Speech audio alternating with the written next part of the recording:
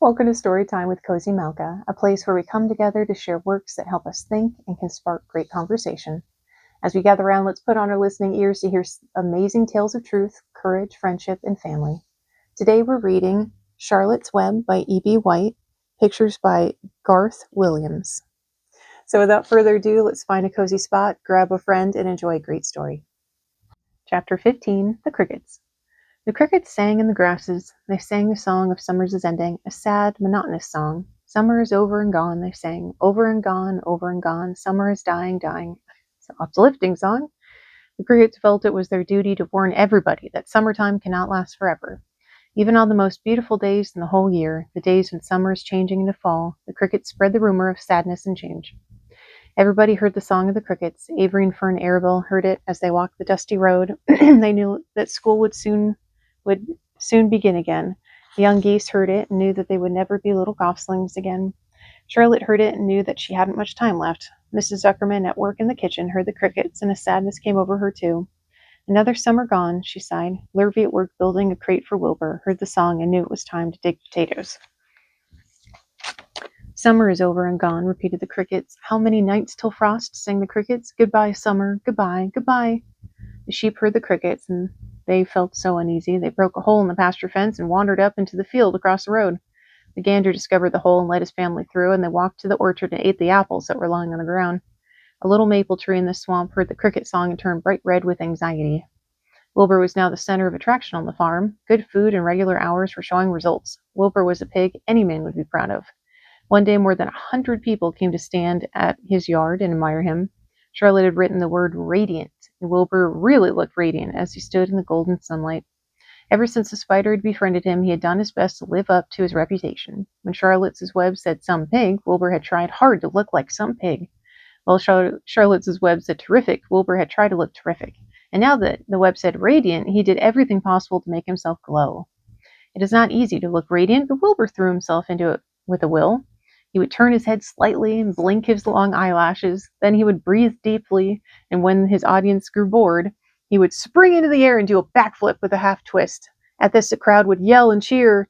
"How's that for a pig?" Mr. Zuckerman would ask, well pleased with himself. "That pig is radiant." Some of Wilbur's friends in the barn worried for fear all this attention would go to his head and make him stuck up, but never did. Wilbur was modest. Fame did not spoil him. He still worried about the future, as he could hardly believe that a mere spider would be able to save his life. A mere spider? Oh, I hope he didn't say that to Charlotte. Sometimes at night he would have a bad dream. He would dream that men were coming to get him with knives and guns. But that was only a dream. In the daytime, Wilbur usually felt happy and confident. No pig ever had truer friends, and he realized that friendship is one of the most satisfying things in the world. Even the song of the crickets did not make Wilbur too sad. He knew it was almost time for the county fair, and he was looking forward to the trip.